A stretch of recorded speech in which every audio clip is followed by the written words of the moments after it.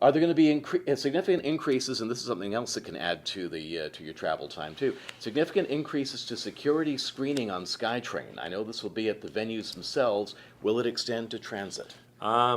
We're planning, working with the integrated security unit for a moderate security level.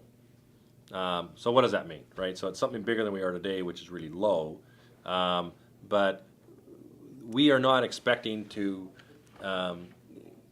there's a range of options available. So you're not going to come up there and you're going to have a screening at every single station all the time. It's not to say a police officer may not approach you and say, you know, you're not supposed to have alcohol in the system too, just like we do for Symphony of Fire or other celebrations. So we are all subject to being screened on as the police ultimately determine. So if the threat level goes up, that is one of the tools in the toolbox. But clearly, I cannot see us screening 350,000 people at once because you actually can't effectively run a games that way. So to start off with, I think the answer is no. You won't see it. For people with Olympic tickets, if you bought your ticket and it's got the hockey for February the 12th, the first day of the games, that is your transit ticket. So there's a way to move people through. It's not just about security.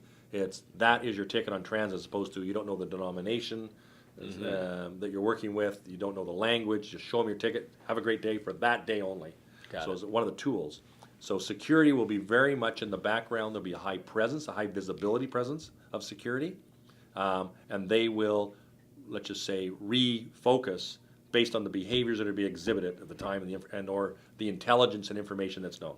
So it's a flexible size, it's flexible security, but there will also be, there's the security around sort of the extreme events, but there's also crowd management security.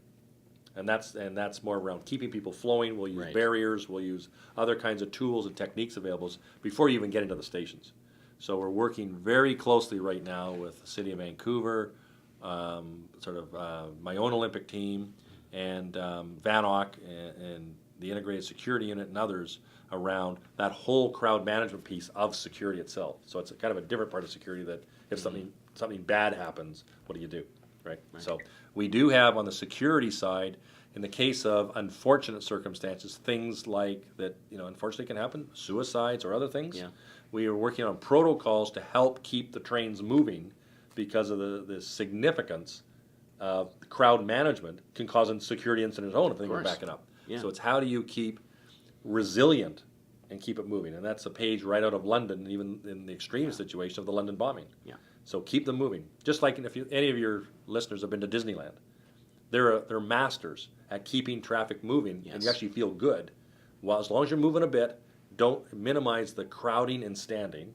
You would rather have crowds that are actually making some progress. That's right. So that's all embedded into what our plans will ultimately be. All right. So the answer is yes, but it'll be very targeted and selective. Okay. So the Olympics are coming up probably faster than we could think, and so in fact is the end of our time together this time around. Let's do a quick recap though on what people should expect for the Olympics. I think it's a super exciting time. It's a very unique time, and I think people they would really have missed something that's only coming here once. Mm-hmm. This is a special event comet, if you will. You're not going to see it again, and I think people should take advantage of it. But plan.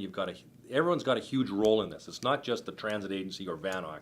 Everyone can personally make decisions that make the games work particularly around the mobility of the region, because transportation is probably, again, the biggest challenge of most any games. So avoid the travel you don't have to take. Right. Optimize transit, but above all, it's business unusual, but plan on more travel time.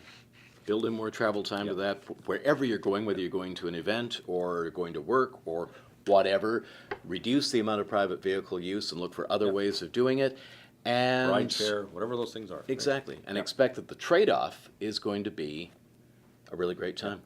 Can we maybe ask your listeners for feedback? Is this valuable, a session like this? Would they like to see other sessions? What other topics maybe? Just just before we close off. I Yeah, wouldn't mind. give us some feedback through the online advisory panel, either in the next 30 seconds or over the next couple of weeks. Let us know how these are. Do we want a Rail Talk 4?